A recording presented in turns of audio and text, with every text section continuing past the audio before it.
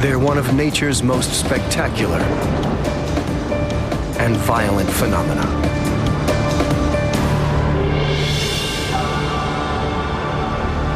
With winds up to 300 miles an hour, tornadoes turn destructive and deadly in a flash. As one of the least understood natural events, trying to forecast these twisting paths of destruction is a nearly impossible task. For years, meteorologists and scientists have been trying to decipher how and when they form, hoping to provide a better warning system, hoping to save lives.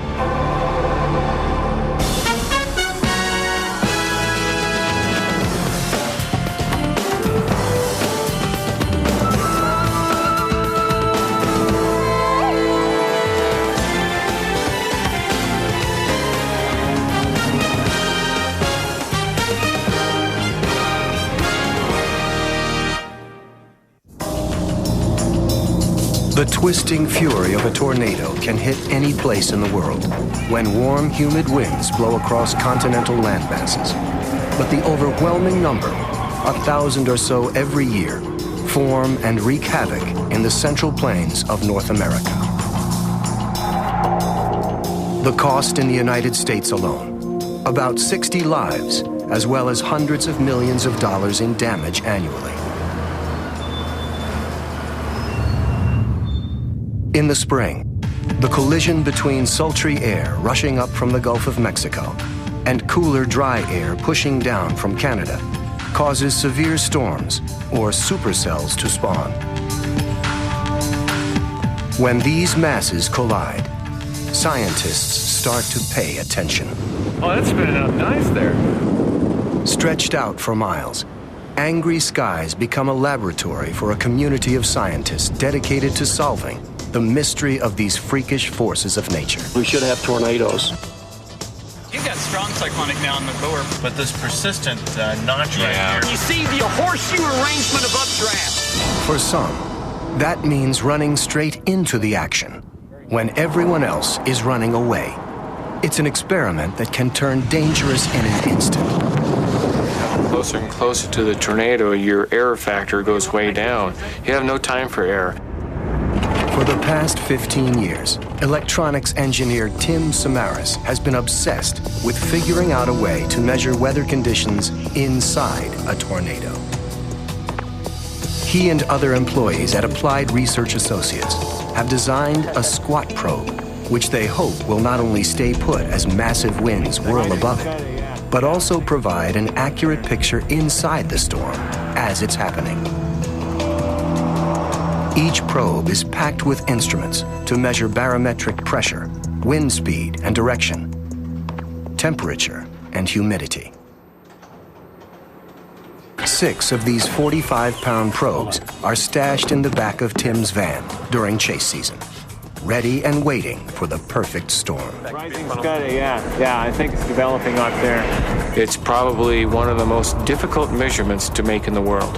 I can't think of any other measurement more difficult than measuring the barometric pressure of a tornado. It's probably the most difficult. Our understanding of tornadoes is almost entirely based on theories, so any real-time measurements of the meteorological conditions would instantly become the basis of a better understanding of how they form and how they maintain their strength.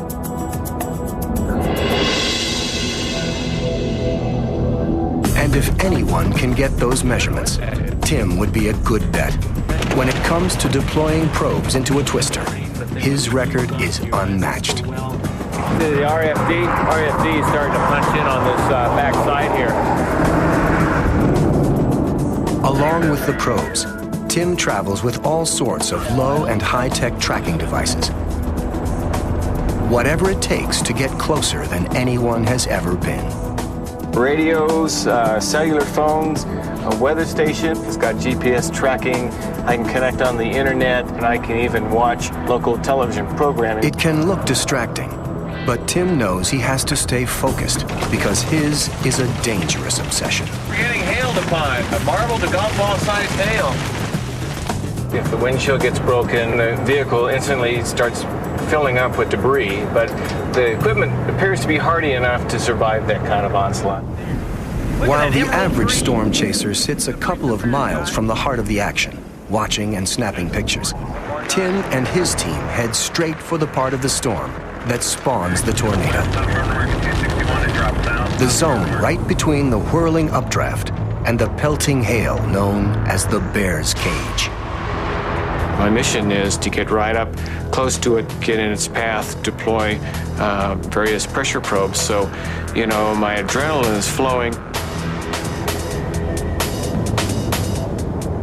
So a lot of times, because of what I'm doing, Watch your head, watch your head, watch your head. I don't get a chance to really look out and see that tornado, just appreciate its beauty. Capturing the beauty and majesty of a tornado is another job entirely. And that's where Karsten Peter comes in. He's a freelance photographer and frequent contributor to the National Geographic magazine. It was important to be in the field with the scientists and to be on the frontiers of science. Okay, this will be fun. Okay. All right. Perfect. All right. Karsten, a German native, flirts with danger photographing nature's extremes around the world. For his tornado fascination, he has to travel far and wide since his homeland has had less than 10 severe tornadoes in the past 200 years. You even don't need to do a time lapse. You see the movement. Most often, that travel takes him to the United States. No country comes close when comparing sheer numbers of tornadic activity, but that's no guarantee of a successful assignment.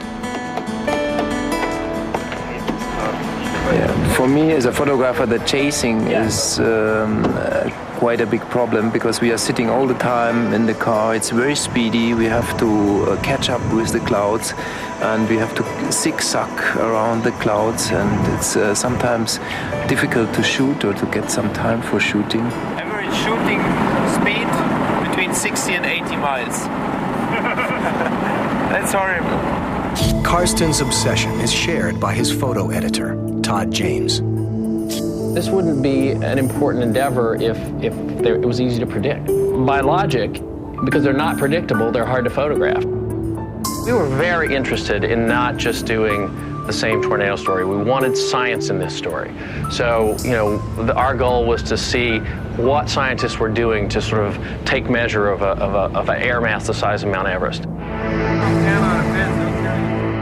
Todd and Karsten have launched an ambitious plan. Not only do they want to get dramatic photos from the edge of these incredible events, they think it might be possible to take pictures from inside a tornado, which has never before been accomplished. Photo engineers at National Geographic designed a probe and stuffed it full of still and video cameras with the hope it will survive the onslaught of these violent storms. It's nicknamed Tin Man in honor of the character from the most famous tornado movie of all time. They don't want to open the door while they're out there. No, he said he wanted to put a switch in there that he could have it all programmed and then all I do is throw the switch. Yeah, but there still has to be one. It seems like a very, very solid construction. So it's a very thick, maybe something like 15 millimeter thick aluminium, and that's really hard to destroy.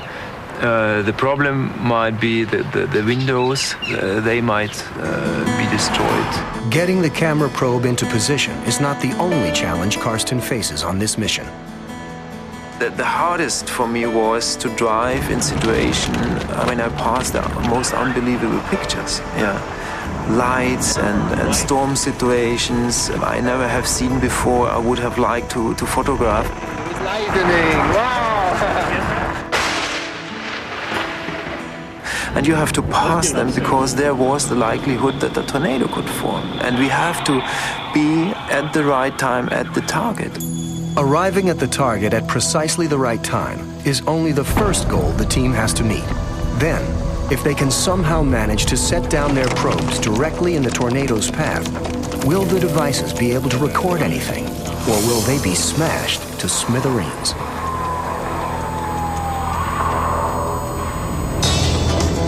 First things first. Getting Mother Nature to cooperate. Beginning of the day, we look at the upper air, how strong is the air up above, because you need really strong jet stream energy to get the storms going or rotating. There's a lot of little tiny things that we look for. But scientists still aren't sure exactly what in these conditions causes a tornado to form. And when you take a look, it's obvious that although they generally form under the same conditions, they come in all shapes and sizes. Right now it's just a little elephant trunk thing. Yes, that's a wedge tornado on the ground. This is a very large stovepipe tornado right now. The majority form in a swath of the Central Plains known as Tornado Alley. But as every storm chaser knows, the odds are stacked against being close to where the action's happening. The chances are very slim to get a tornado, and the chances to get the photogenic tornado are even slimmer, and the chances to stop in front of a tornado are even worse. First, you got to have a storm, then you got to have a good to excellent road network and being able to get there. If you can't get there, it's no use. It's the impossible assignment. You are trying to do something which is in a way impossible. I don't think it's moved. Certainly, it's difficult at best. Maybe like 2 days before, you can kind of narrow it down to maybe a state like Kansas. And then maybe the day before, well, it looks like maybe north central Kansas. Right there. And so by mid to late afternoon, we'll have it down to a specific town or maybe within a 25-mile radius. We average maybe anywhere between 500 to 1,000 miles a day driving. That means I change my oil every 4 days. Spring 2003. The team first sets out towards a promising set of conditions in the Texas Panhandle. We had early May this incredible density of tornadoes. Tornado on the ground! Yes! About, I think, 80 tornadoes, but they were very difficult to photograph. They were rain-wrapped mostly, occurring in the night. Over the next 6 weeks, they rack up over 25,000 miles as they crisscross 8 states, hunting for that elusive, perfect location.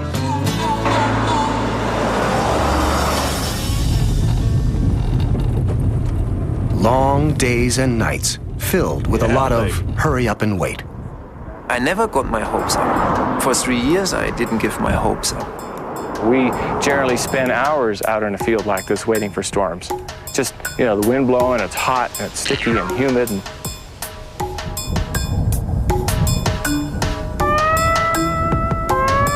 And watching clouds go up, and there are days we're trying to watch storms.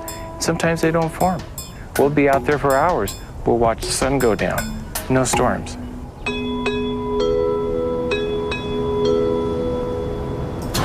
On the rare occasion when all goes well, the action is fast and furious. Have to work. It's great.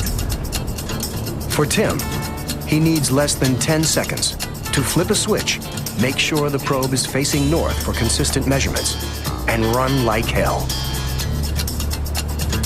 Then back to waiting, hoping the tornado doesn't swerve. It's incredibly frustrating. This thing turned into a big gust front. But so rewarding, it's hard to resist the lure of the sky each spring. A couple of miles farther away, but creeping up closer every year, are the newest additions to the storm-chasing community. Packs of amateur weather enthusiasts from all over the world, out on the ultimate sightseeing show. It's just that adrenaline rush, that, fascination for seeing nature doing something out of the ordinary. Oh, yeah, baby. Oh, my God. Look at what's happening here. Everyone knows these trips contain a hint of danger, but more than a dozen companies now offer vacation packages, up to $3,000 for a 10-day excursion. For that price, you get to drive all day, stay in some fine hotels, eat typical American cuisine, and keep yourself entertained. But all that pales when the main attraction pays off. First tornado, what about that?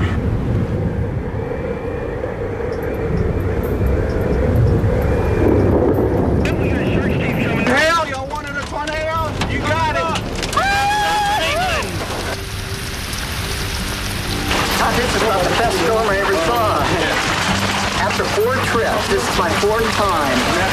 Oh, you went stone collection. 2 hours later, bang on, the supercell started to develop, and all of a sudden we had one of a fantastic chase day.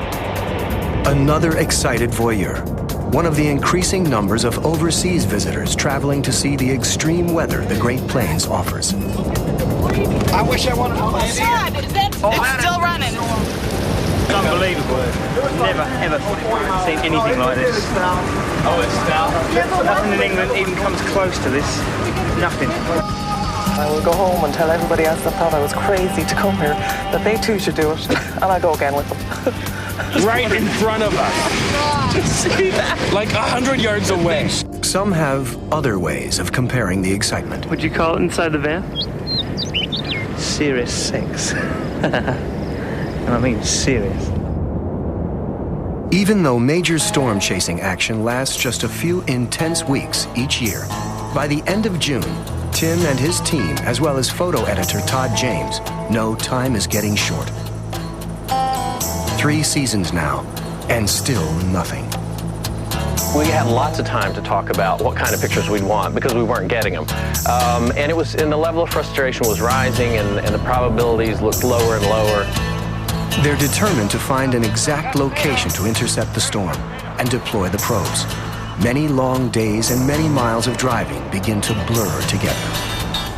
Unfortunately, all the motels start to smell the same, they look the same. There are mornings you wake up where it's 4 in the morning. Am I in Des Moines? No, wait a minute. I'm in North Platte. No, I'm in Salina, Kansas. And on June 24th, York, Nebraska. A quick check to see where the action is. There's still that perpetual hopeful feeling at the beginning of the day. This could be the one. Okay, here we go. So they head north to South Dakota, where conditions seem to be the most promising. By the end of the day, they're scanning the skies outside the small hamlet of Manchester. We just arrived in the area around 6 p.m. local time, and we heard of the tornado warning. And off to our west, probably about 15 miles, we can actually see what we call the developing wall cloud. Basically, the bottom of the wall cloud was flat, and we knew that this storm was about to produce a tornado. It was really the last possible day, and these were the last 2 hours, and I couldn't believe that it's going to happen. It was literally all going to be over after 3 years time within 2 hours, and then, all hell broke loose. We were speeding, we didn't see anything. It was raining like hell, and we didn't see anything.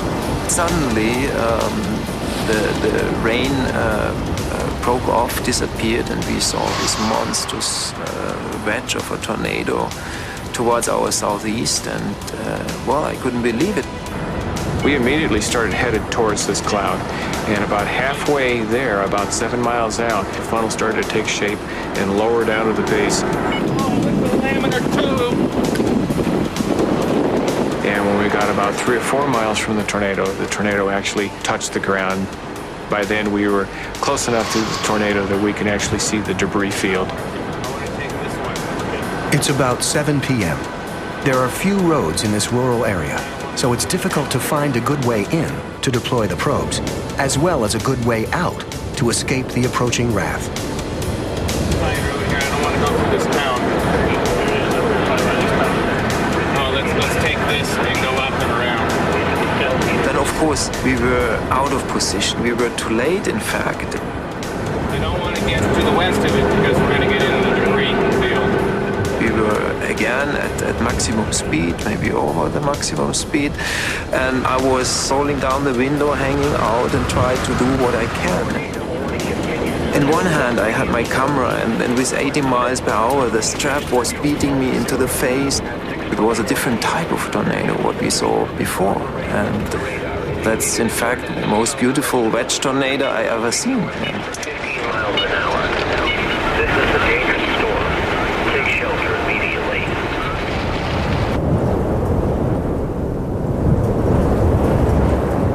The warnings from the Weather Service couldn't have been more urgent, but many are ignoring them.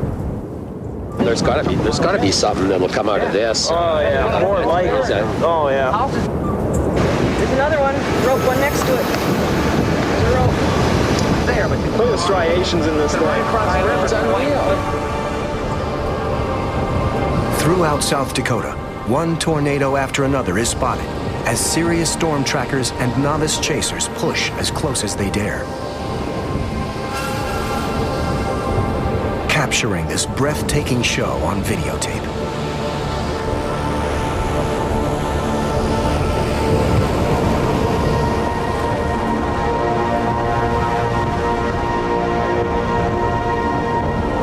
Been unbelievable.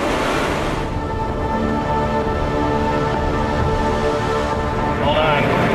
But Tim and Karsten are still heading straight towards the middle of the massive storm. I'm gonna wait until I get right angle. Help me with the road. You got east-west coming up and right up here. You want him to? I want to go north. Basically, we raced the tornado out ahead, and once we got out ahead 2 miles north of Manchester, we took the road heading east, basically going right into the path of the tornado. They find a road where it looks like the storm will pass. One step ahead of the Fury, they begin peppering its path, hoping that one of the probes will get hit. Oh, we're gonna get hit!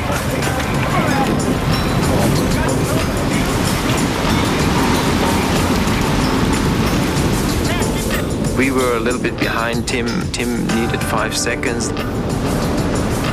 The tornado was right towards us. So I was concentrated on the tornado. I even didn't witness that he was deploying to the other side.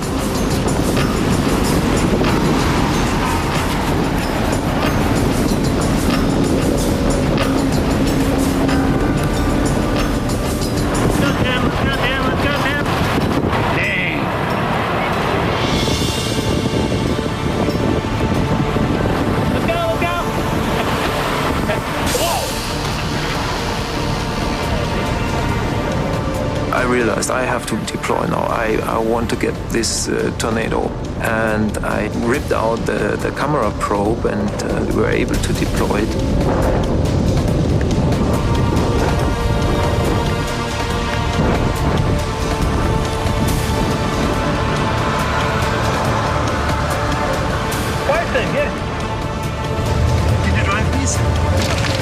Suddenly, the twister swerves, and the team has to change direction.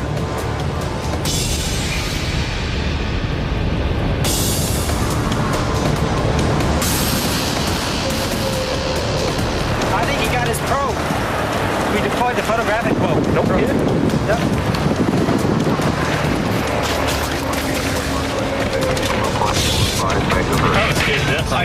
I think I got a hit on that first probe. I'm going to deploy another one.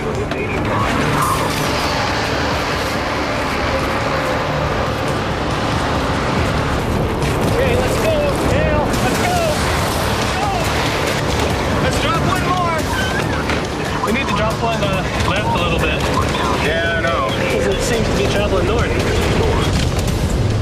Is there enough time to deploy the rest of the probes? They're playing a deadly game with Mother Nature.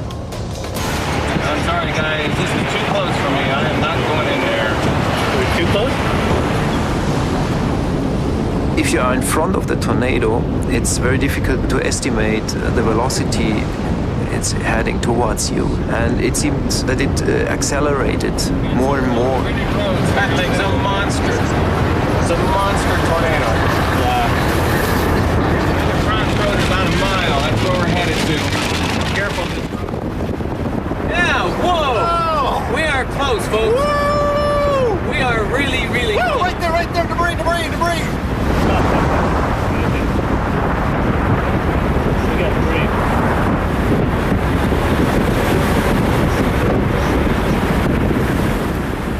But the thrills fade when the team focuses in on the tornado's wrath.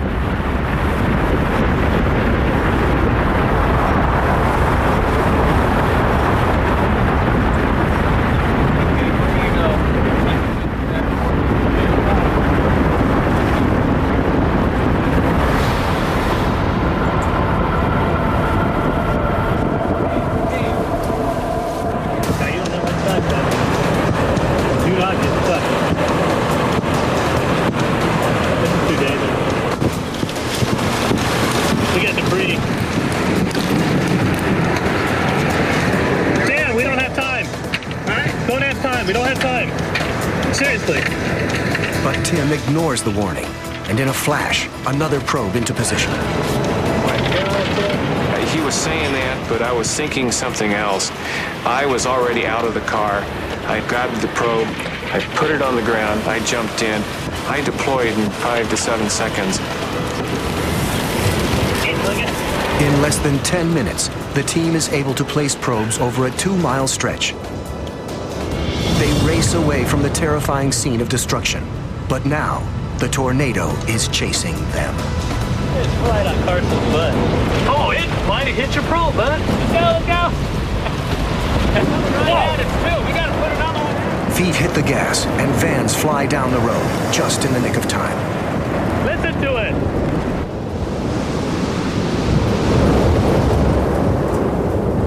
Finally, from a safe distance, the team has a moment to reflect as the powerful storm recedes. It sounded like a loud waterfall, maybe mixed in with a jet engine. The sound of high winds going through power lines and trees is just that eerie noise. It was just incredible. I would have liked to witness it a little bit longer. Of course, I realized we are in immediate danger. 80, 90 seconds later, fairly certain that the house is sustaining F4 damage right there on the corner. In a way, it's really difficult to comprehend what's going on. And at these wind speeds and how harmful they could be. I couldn't believe it, that this, in a way, this perfect shape and this perfect form of a storm could cause that kind of damage and could be so violent. I wouldn't recommend to approach that close, or maybe it was too close in general.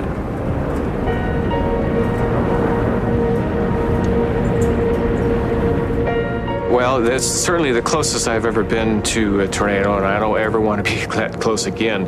I didn't mean to do it that way, but the road options dictated if we don't get that corner made, then we'll never get ahead of the tornado. My margin for error was slim, but I knew that we can get it done. Because it's nearly impossible to measure the power of a tornado as it's happening, these storms are classified by the amount of damage they cause. It's called the Fujita scale. An F1 with winds up to 112 miles an hour causes moderate damage, while the winds of an F5 whirl up to 318 miles an hour, sweeping away strong frame houses and hurling cars more than the length of a football field. Okay. Barbara Watson of the National Weather Service uncovers just as many clues about storm formation in the aftermath as others do when the action is fast and furious. Another house was there. Was it a similar type? By looking at the damage, it helps us to understand a little bit more about the tornadoes. If I say to somebody that it's an F5 tornado, they immediately understand both the type of damage that was seen and the type of winds that occurred. Even though it's more than 1,000 miles from Tornado Alley, the aftermath from a freakish F4 tornado in La Plata, Maryland, is similar to any seen in the Midwest, demonstrating the totally capricious nature of these storms. They can strike most anywhere, at any time. I can show you everything from F0 on up to where we may be hitting into the lower end of the F5 category, all within walking distance. Initially, when it touched down, it wasn't as well organized, it wasn't as strong. The damage appears to skip for a while, maybe over 6 miles, but then it would intensify up towards an F2 with winds up over 115, and you would see homes missing a roof or a solid swath of trees down. And it isn't until just on the west side of La Plata that it really seems to become organized and spread out, and then solid concentrated damage from here all the way to the east side of the county. Barbara actually knows the answer to the age-old question of why a tornado can race through a town and not knock over everything in its path. When you have a very large tornado, that tornado will break down into smaller vortices that are rotating around each other. Each one of those vortices have very intense winds with them, but they're much smaller. They're maybe just a little larger than the size of a house itself. So as that comes through, it's kind of hit or miss as to whether or not one of those vortices are hitting you. You have the entire path of the tornado, you have incredible changes that are occurring in wind speed and width and the whole character of the storm. It's just in constant flux. And so with that, you see, each building is being impacted a little bit differently. Back in South Dakota, it's been a hair-raising couple of hours for our storm chasers. Tim believes he has set at least one of his probes down in the middle of an F4 or F5 tornado. Yeah, we got two direct hits, one down the road, and then one was particularly violent. When we made the turn off northbound here, that tornado was probably, what would you say, Gene? How far is that tornado when we turned the corner? 20 yards? Yeah, 100 yards, something like that. It was a weird situation because you didn't know exactly what happened. They're eager to see whether the probes have done their jobs. Retracing their steps, the team encounters destruction everywhere.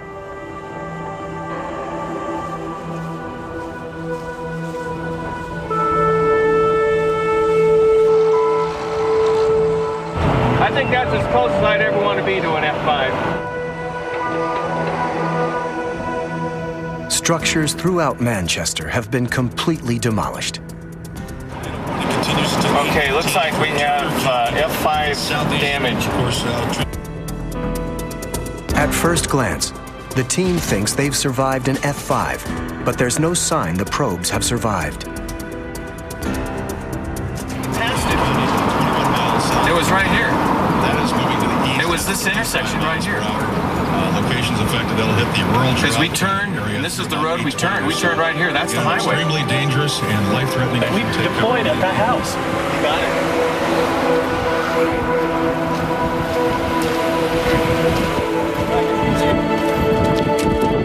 A farmhouse they had passed on the road out had completely vanished. I think the whole environment was upside down. Yeah, it was like, well, there's hardly any description. It was so strange because the whole landscape changed. Yeah, there were no trees, nothing, everything blown off. In the face of such massive destruction, science takes a back seat to concern. Is everybody all right here? Yeah, we got a propane tank out here. Okay. The cars looked like a total crash, yeah, but with high speed, yeah. And the whole farmhouse disappeared. You just have seen the foundations. And it had only a very tiny cellar. It was maybe 1 meter deep, so the chances for surviving would have been very, very little in that house. So in a way, we were a little bit afraid that we find something we didn't like to find. Was anybody home there at all? I don't know. I can't. Fortunately, no one died in South Dakota that day. People were able to scramble out ahead of the storm. Still, it's a sobering reminder that even with all the improvements in forecasting, there's no controlling this fury. All the improvements are just designed to provide more time to get out of harm's way. It's all about warning time. I had a couple of warnings out of this. I had too many storms and the soundings again today were fairly moist. So. Even with faster computers, the latest radar, and on-the-ground spotters. That is correct. It is on the ground. The average tornado warning is still only around 11 minutes. Well, forecasting tornadoes is a fairly difficult forecast process. Mike Foster has been a meteorologist at the National Weather System for almost 20 years. Unlike hurricanes, tornadoes move too quickly to be updated by satellite forecasting and conventional radar. Well, it comes close, but most radars are incapable of detecting the tornado itself. Mostly what we're looking at is larger scale features embedded within thunderstorms that we associate with the presence of tornadoes. But to be able to actually detect a tornado itself, you have to look to the military for the next high-tech breakthrough. For decades, the Navy's Aegis-class cruisers have been outfitted with phased array or Spy-1 radar to detect enemy missiles. But the radar is so sophisticated, it was also picking up what the Navy considers clutter, something we'd call weather. They're throwing the weather data away, and they said that might be useful to somebody in the weather business, so they came to us and we said, absolutely, that would be useful. Kevin Kelleher is part of a team at the National Severe Storms Laboratory, adapting a sophisticated sensor for civilian use. The conventional radar sends out a single point source or energy beam, and it has to rotate 360 degrees, then it has to be tilted up and rotate 360 and tilted up, and it goes through an entire volume. That takes 5 to 6 minutes to do that. This, on the other hand, can send multiple beams out at the same time and do it in a single rotation. Not only are there more beams, they scan faster, about 5 times faster. We can use multiple beams to look at the same storm, the same tornado. These multiple beams can scan it at a very high resolution, or it can scan multiple storms at the same time and just focus in on the problem areas rather than having to scan the entire volume, most of which isn't having any weather at all. They hope this new technology will double the warning time to more than 20 minutes. Perhaps more lives will be saved with the additional time. On the ground, research continues in South Dakota as Tim Samaras and his team search for the probes. And perhaps the answers to another slice of the tornado enigma. I need some help here spotting these probes. It should be right up by these trees.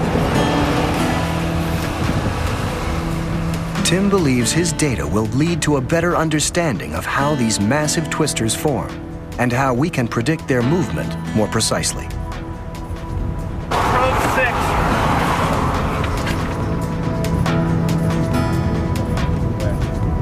But with the landscape radically changed from the trip in, these guys, whose lives depend on knowing every twist and turn in the road, are momentarily lost. They know where the probes are supposed to be, but the landmarks have vanished. 97 degrees 40.004 longitude. Only by using GPS coordinates they stored as they deployed is the team able to retrace its steps. They managed to find 2 more.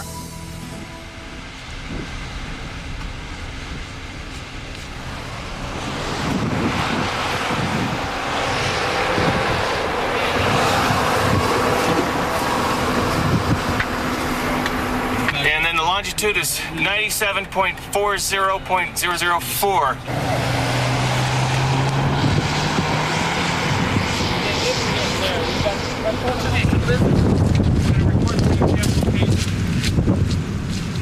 We got one more probe to recover. That was when the tornado was at its maximum. Shelter force at 10:15 is South Miller. The team scours the area again, still searching for Tim's last probe. You may not find this probe for days. Just park it. There it is, still there. Oh my God. Guys, our probe's still there. Oh my God! Power line.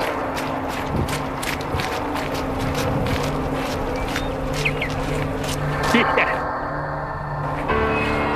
It's back here. It sucked all my my Teflon plugs out. Check out that. You almost got hit by something too. That was close. Whatever it was.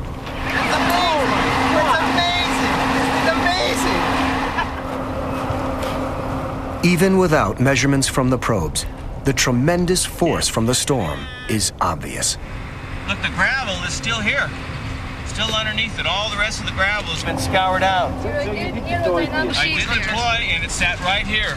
Wow. All of Tim's probes survived intact, But still no Tin Man, the camera probe.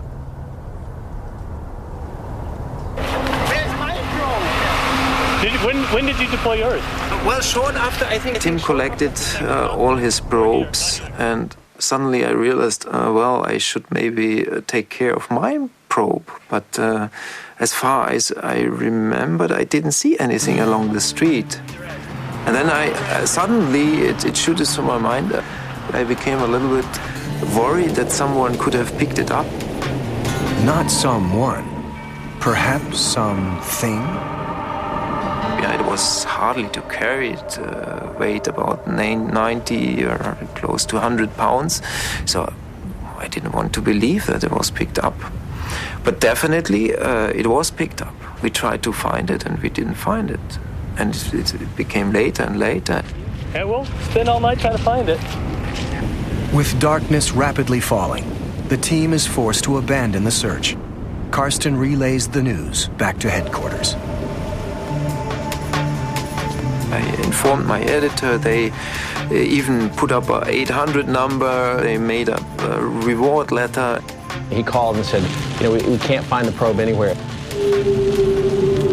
Even though it's nearly midnight, Tim can't wait to analyze the probe's outputs. He's pretty sure the storm passed over some of them. And when he downloads the data, a measurement that contradicts current knowledge pops up on the screen. Well, I heard estimates of 70, maybe 80 millibars, but not 100. Not 100 millibars. The barometric pressure from probe number 3 shows a drop of 100 millibars, a drop that challenges assumptions on how tornadoes maintain their strength. This is the one with the corner of the house. This is absolutely amazing. The degree to which a column of rotating air can be concentrated into a powerful tornado depends on how far the barometric pressure drops inside the tornado. The lower the drop, the more intense the storm. Documenting a decrease of this magnitude is a world record, as well as the basis for new theories on how twisters retain their intensity. You've done it, Tim. Done well. Yep. I think everybody did well today. Tim hopes his measurements from inside the storm will lead to unlocking more secrets, hard evidence that will replace the mostly theoretical knowledge that exists today. But as they pore over the data further, something unnerving strikes them. From the time I turned it on to maximum pressure, 82 seconds. Oh my gosh. 82 seconds. This is all you had. That's all we had. Pretty amazing. Less than a minute and a half separated the team from too close of an encounter with the monster tornado. Probe 3 also measured a wind speed of 230 miles an hour as the action whirled above it, an F4 on the Fujita scale. The storm was also part of another record. One of 67 twisters that touched down in South Dakota that day. 67, tying the record for the most tornadoes in a 24-hour period in one state.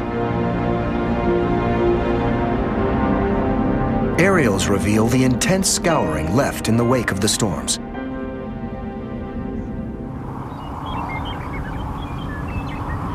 But what about the pictures from the missing camera probe? Early the next morning, the team heads out on the hunt again. We streamed out and we're again at that site, and we took our GPS, and from there we spread out and we researched. And then something bizarre. Several huge gash marks. Did the powerful tornado suck up and then spit out the 100-pound probe?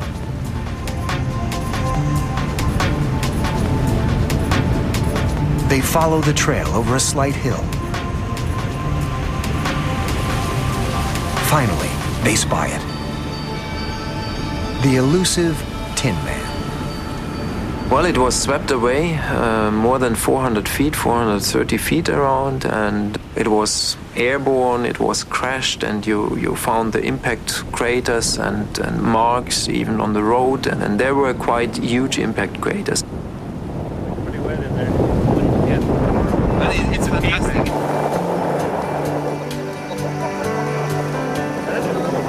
Okay.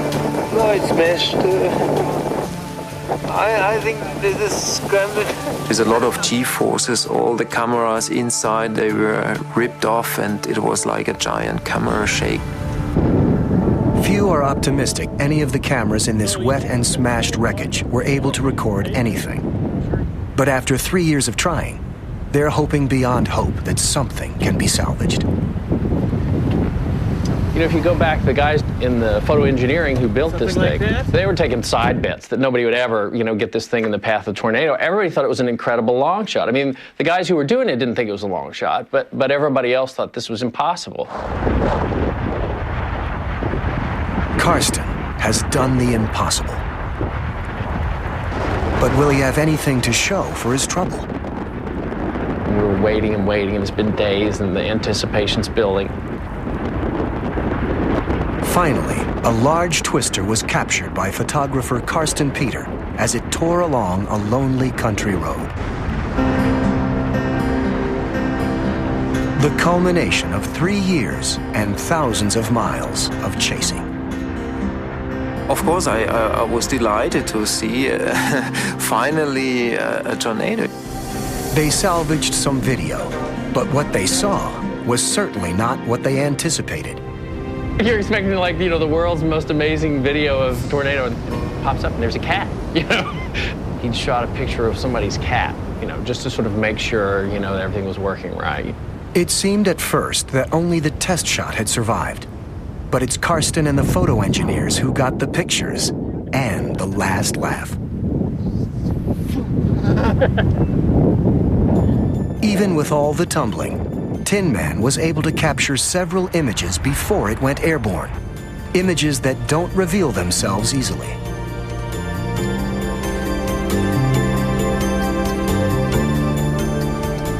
It was actually quite hard to tell because it's sort of gray on gray, and there's this debris flying around it and so forth, but it's fairly abstract. And we took them and spread them out and looked at them and kind of scratched our heads and tried to figure out what we were looking at. Maybe 3 or 4 days had passed before we actually realized that we had two halves that fit, that were shot at the same time. There was a little overlap between the two cameras, and there was one piece of debris, and it's like, wait a minute, that's the same one as that. And when the two frames matched up, it changed the story, it changed the layout, it changed, you know, our perception of what we had. Perhaps the closest images ever taken of a tornado funnel. Just one illustration of this incredible story. Images that awe in any language.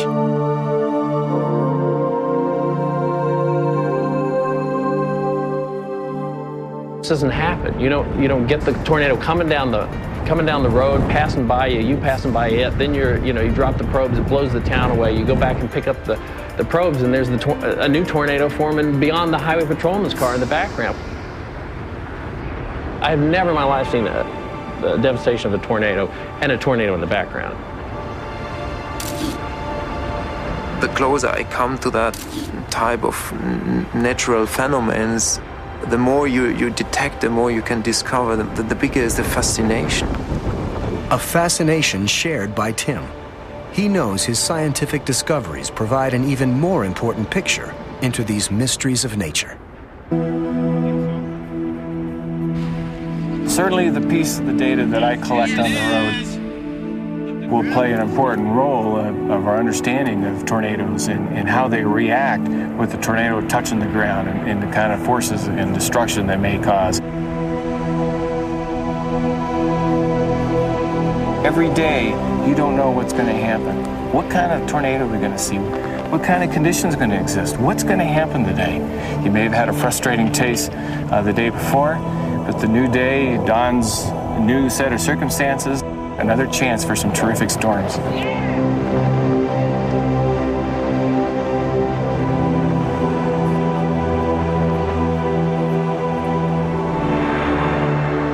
That's the thing about these unpredictable beasts.